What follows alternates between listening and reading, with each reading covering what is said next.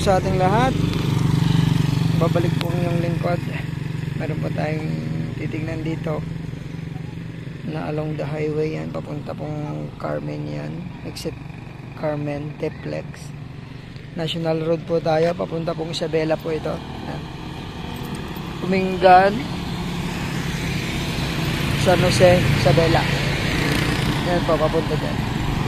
Busy road po ito.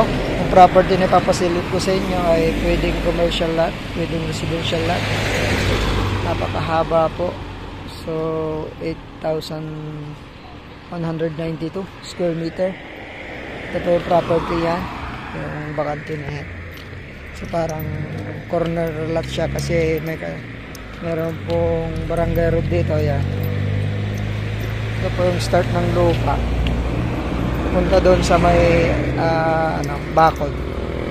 Sa bakod. Mahaba po itong property. May frontage po na 12.6. Yun po, pahaba lang po siya. Pero pinaliparan ko po ng drone, parang back to back road po ito. Pero siguraduhin po namin. Ito yung barangay road po papunta sa likod. Ito yung bahay na yan, kapatid po nila.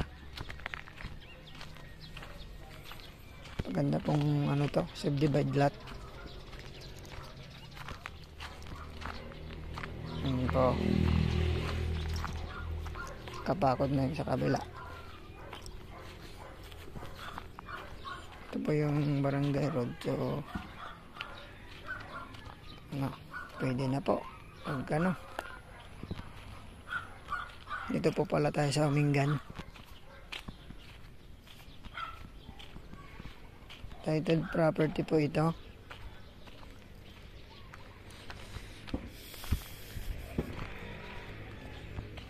Ayan po yung mga kan natin.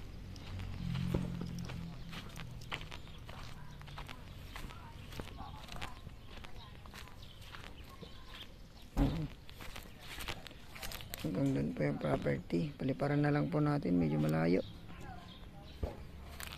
Antan po. So, ayan. Jay. Ayan ho.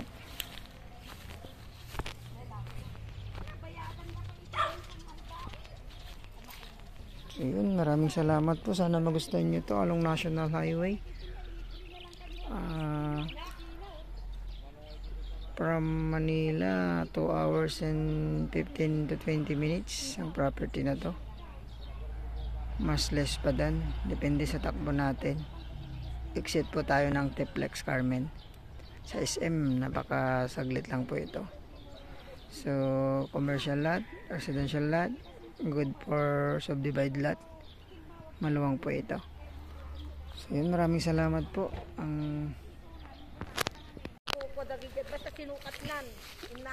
Ayan. So, yun po. Ito pa yung lupa natin. Pahaba. Sa dulo po, may daan din. Back to back road po pala ito. Sabi ni auntie. Tapos, lumagpas pa sa kalsada. 150 siguro square meter. Sabi ni auntie. So, yun. Napakaganda po itong gawing subdivide lot talaga. So,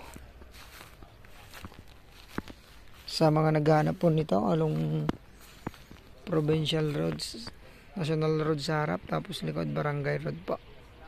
Ayan pa yung property natin. So, sa mga gusto po nito, tawagan nyo po ako sa numero na lalagay ko po sa screen.